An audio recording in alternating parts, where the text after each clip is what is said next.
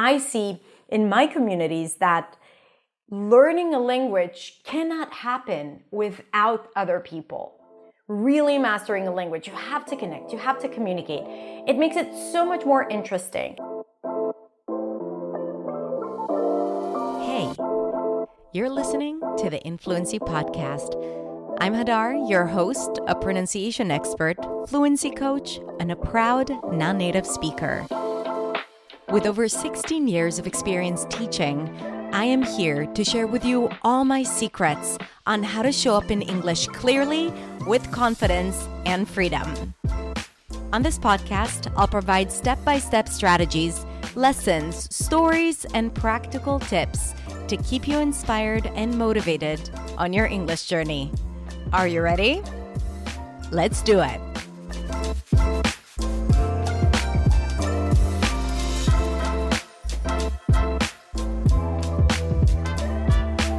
Hey everyone, Happy New Year, Happy 2025. In this video, I'm going to talk about why this year, 2025, is the best year to master your English fluency and to develop your speaking skills and your confidence in English. This is based on trends that I see and patterns and changes in the way English is taught. And I wanted to share that with you. I think it's such an exciting time for English learners. So if improving your English is one of your New Year's resolutions, you are going to love this video because it's going to get you motivated and excited about what is to come. Also, I'm here for you in 2025, and I'm going to help you reach clarity, confidence, and freedom in English this year as well. So why do I think that 2025 of all years, and I've been doing this since 2008. I've been teaching English since 2008, and I'm super excited about what's coming up this year. The first reason is AI, artificial intelligence for language learning. Actually, it's revolutionizing language learning. Exactly 1 year ago, I made a video about how to use ChatGPT to practice English. This is where ChatGPT just came out. ChatGPT.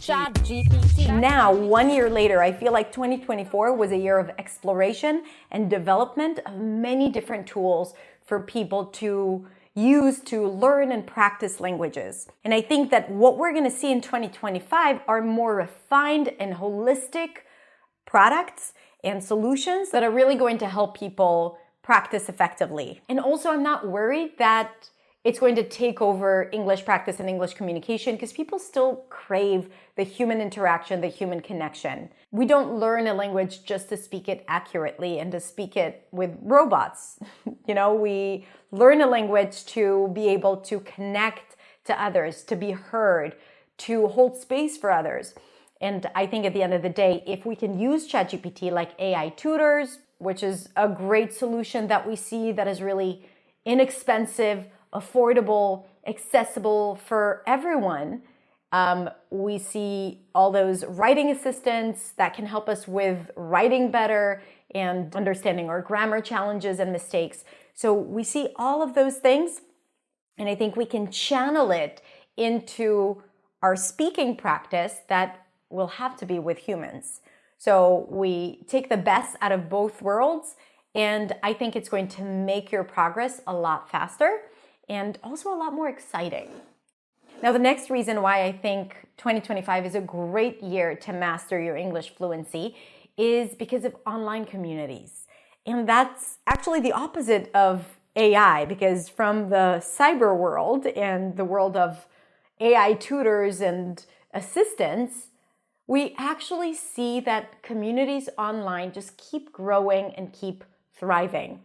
Now, I know that when I first started my free community, the Fluency community back in 2018, that was like the rise of Facebook groups. So we've seen a peak back then. Then it has declined a little bit, but I see that people now crave the human connection even more with everything that is happening in the world and with the entrance of AI and the fact that we are all in our computers. I think people really crave the human connection. We see more communities online. And I see in my communities that learning a language cannot happen without other people. really mastering a language, you have to connect, you have to communicate. It makes it so much more interesting. And whether it's a free community or a paid community, I think it's super valuable to be in a community, put yourself in a community that allows you to connect with other people to learn a language. I think that being inside of a community and seeing people who already do the things that you want to do is highly inspiring, motivating, and it helps you stay on track. And in fact, AI is going to help filter out people who are not a good fit or people who make it unsafe for other people to practice and to learn. And if you've been to any community trying to learn English, you know what I'm talking about. So I think that AI with real communities, the combination of the two is going to help elevate the quality of the community and the quality of interactions. Another reason why I think that 2025 is going to be a great year for learning English is because I'm noticing the decline of ineffective trends. So a few years ago, there was a trend of speak like a native and, like perfect pronunciation drills and exercises, and don't say this because otherwise you're going to sound not intelligent, or say this if you want to sound smart and interesting. And that created a lot of negative energy around the messaging and the experience of students learning. I talked a lot about that. So we started seeing pieces of advice or clips that were not aimed at helping people, but were just aimed at gaining more views and becoming more viral. But when people consume that content again and again, it gets them into this state of mind that they need to speak with a more advanced vocabulary, or they need to sound a certain way. And that is really, really unhealthy.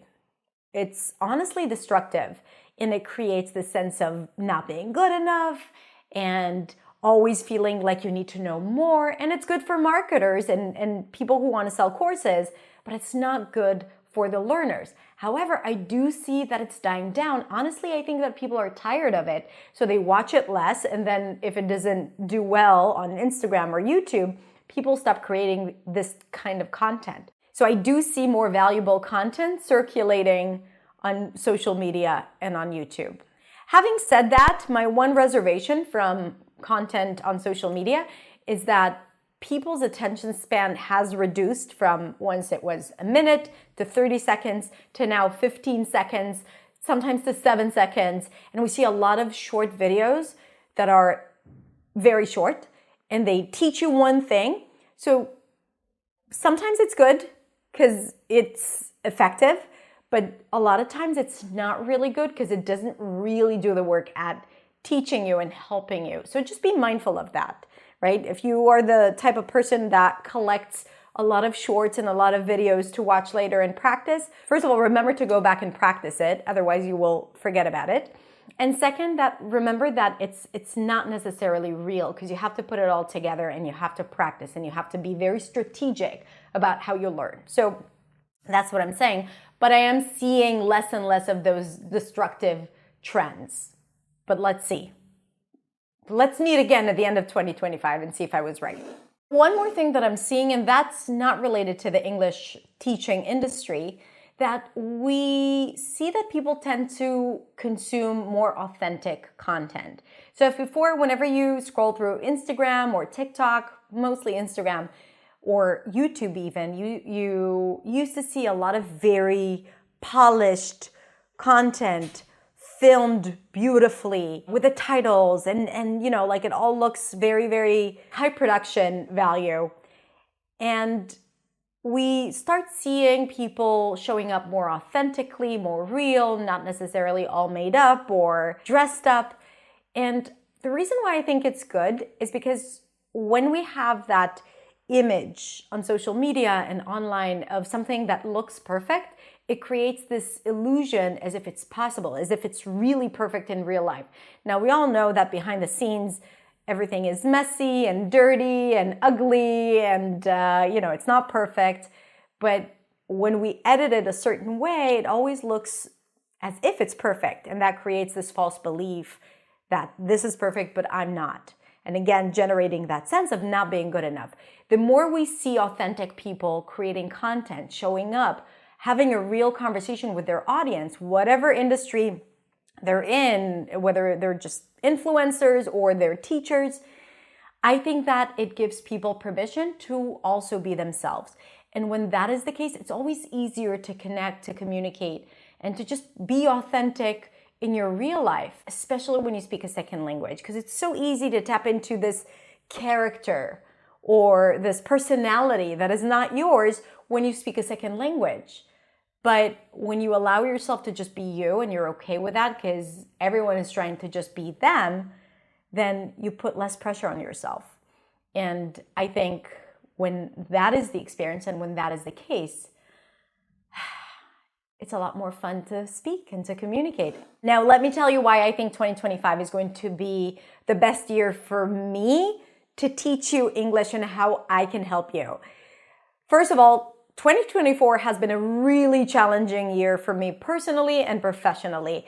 Personally, because I moved to a new country in January and the entire year felt like just one big ADHD experience where I was trying to keep up with everything and to adapt. And it was really hard and for us and for the girls, but I'm very grateful and I'm very happy for this change.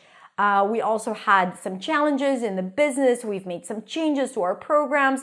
We only opened doors to New Sound, which is my signature program. And since the time I opened it, we always opened it twice a year. That was the first year that we only opened doors once at the beginning of the year because we had to just catch up on things and to invest time and energy into our other programs like Beyond. And that's why I feel that 2025 is the perfect year for me to support you because first of all, we have our free community on Facebook, the Influency community that we're going to develop. I have Beyond, which is my English practice membership. We have created our own app and we changed the content strategy. And it's now super exciting for us to teach and for students to learn. So I'm very thrilled about that. And we're going to open doors to New Sound again. New Sound is my signature program where we teach all things pronunciation, intonation, rhythm, stress to help you speak English with clarity, confidence, and freedom. We're going to open doors in February. So if you want to improve your accent, if you want to improve your confidence speaking, your listening skills, and you want to do it in a fun way, make sure you get on the wait list for New Sound that is going to open doors in February. I am super excited about that because I miss it. I haven't done that in a year teaching pronunciation, and I can't wait and share with you all the new things that I've learned over the last year. So that is why I think 2025 is going to be the best year for me to support you. And we have other exciting surprises coming up throughout the year. So just stay tuned. If you're not on my email list, make sure you sign up for my email list to get all the notifications and the invitations and the events that we're going to create. So just saying, we have a bunch of things coming up, including a pronunciation training that is absolutely free. All right, so that is it. Now you tell me why you think that 2025 is going to be a good year. I know that some of you might say, no, it's actually going to be a bad year. I don't want to talk about that. I want us to be optimistic. I want us to focus on the positive, and I want you to think of all the things that are going to make 2025 the best year for you and for learning English, okay? So let's get excited about it in the comments. If you are listening to this on the podcast, you can just think about it. You don't have to write it down. And that's it. So have a beautiful, beautiful new year. I wish you all the best. I hope you're gonna have a fantastic year. I hope you're going to achieve all your goals, and you bet that I will be here for you this year, all right? So that's it. I'll see you next week in the next video. Bye.